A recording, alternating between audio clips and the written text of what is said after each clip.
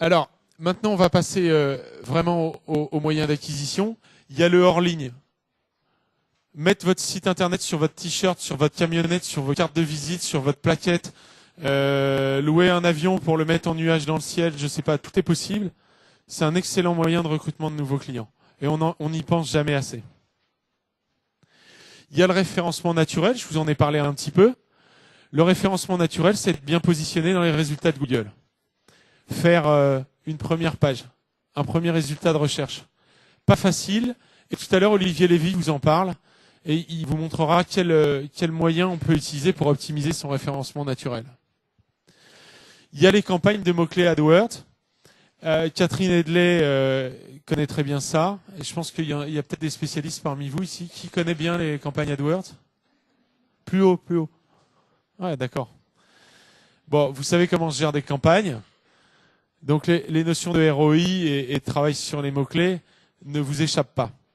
Il y a un point qui échappe souvent aux futurs commerçants en ligne, c'est le bénéfice très important donné par les campagnes, la bonne gestion des campagnes de mots-clés sur le wording, la rédaction du site.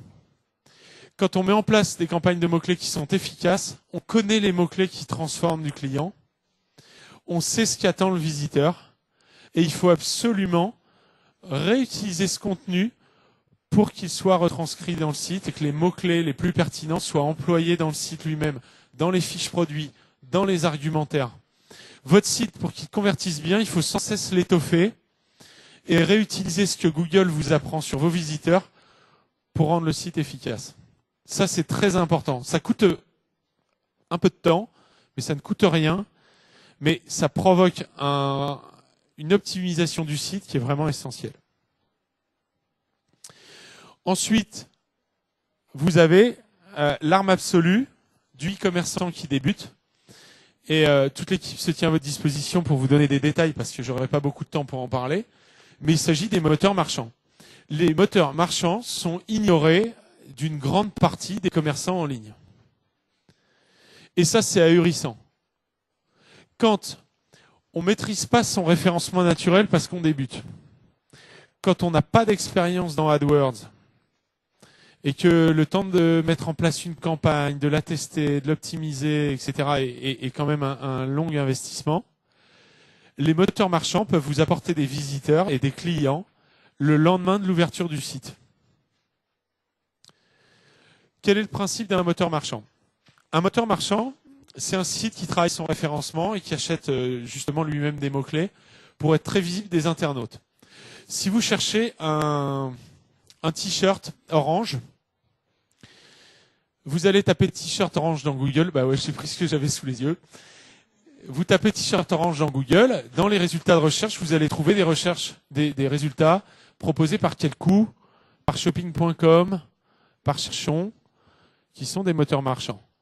Si vous cliquez sur un des résultats de ces moteurs, vous allez arriver sur une grande page qu'on appelle une page de listing, où sont listés justement tous les t-shirts orange que les moteurs marchands connaissent et qu'ils vous proposent d'acheter.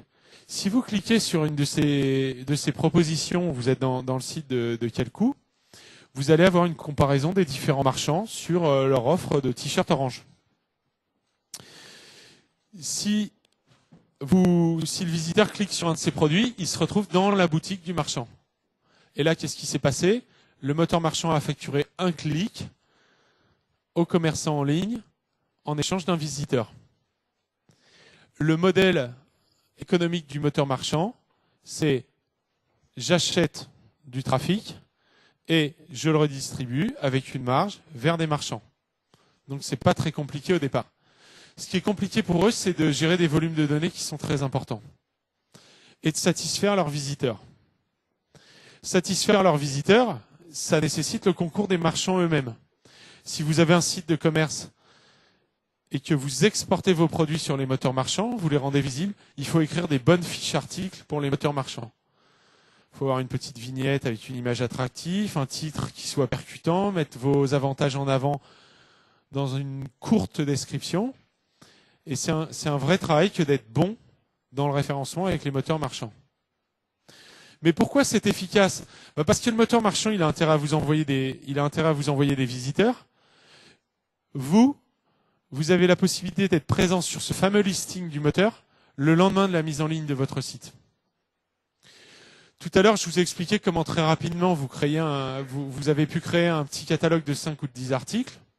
Une fois que c'est fait sur la plateforme Oxatis, dans l'administration de votre site, pour peu que vous ayez ouvert un compte chez Quelcou, qui va vous offrir des clics gratuits pour que vous découvriez les services, vous appuyez sur un bouton et le lendemain, les services d'Oxatis vont expédier toutes vos références chez cherchons.com, chez Shopping, chez Quelcou, pour que vos produits soient visibles. C'est-à-dire que le lendemain, vous serez listé sur les meilleurs sites pour que vos produits soient accessibles à vos clients. Donc vous allez acquérir de l'efficacité commerciale dès le lendemain de la mise en ligne de votre site. Donc ce point des moteurs marchands est très important. Tous les moteurs marchands avec lesquels on travaille vous offrent, en tant que client Oxatis, un crédit de découverte de leurs services. Utilisez-le. Laurent peut en témoigner. On a tous les jours des demandes de support. Mon site est mal référencé. Je cherche des visiteurs. Et la réponse, c'est vous avez regardé les moteurs marchands. C'est ça? Pardon? Et il manque du contenu sur votre site. Ça, c'est sur la partie référencement naturel. Il est vrai qu'il y a beaucoup de demandes au support sur qu'est-ce que je peux faire pour améliorer mon référencement, alors que la fiche produit est famélique. Elle est maigre. Il faut du contenu. Donc, j'ai pas insisté là-dessus sur la partie référencement naturel, mais le contenu. On dit le contenu est roi. C'est vrai. Le dernier point, et je termine, c'est celui de penser que vous allez dépenser de l'argent pour acquérir de nouveaux clients. On a vu que je payais 100 € de clic, je faisais 2% de taux de transformation, je faisais tel chiffre d'affaires, etc., etc. J'ai dépensé de l'argent pour avoir des visiteurs.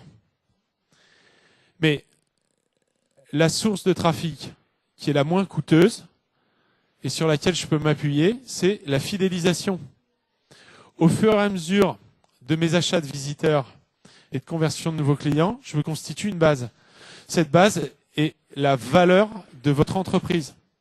Je parlais tout à l'heure de fonds de commerce numérique. Le fonds de commerce, il est là. C'est votre base client. Votre base client, pour peu que vous ayez une offre à lui faire, et c'est pas forcément compliqué, lui revendre quelque chose, faire de la fidélisation, coûte beaucoup moins cher que d'attirer de nouveaux clients. Alors, la fidélisation, c'est reprendre les clients et les remettre en haut de l'entonnoir. Vous pouvez le faire de différentes manières. La manière la plus classique, évidemment, c'est l'emailing, mais vous pouvez utiliser d'autres moyens d'animation de communauté autour de vos blogs. Je ne sais pas, par exemple, nous, on a des clients qui vendent des monocycles.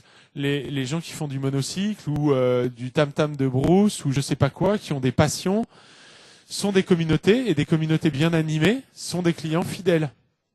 Donc vous avez différents moyens d'animer cette communauté et d'inviter les gens à racheter, avec un coût d'acquisition qui est très faible. Alors, on a fait un tour très rapide, on n'a pas forcément approfondi. On aura l'occasion de le faire tout à l'heure avec différents intervenants. Donc, Jennifer vous parlera de la logistique pour creuser ce point-là. Olivier Lévy vous parlera de l'aspect référencement.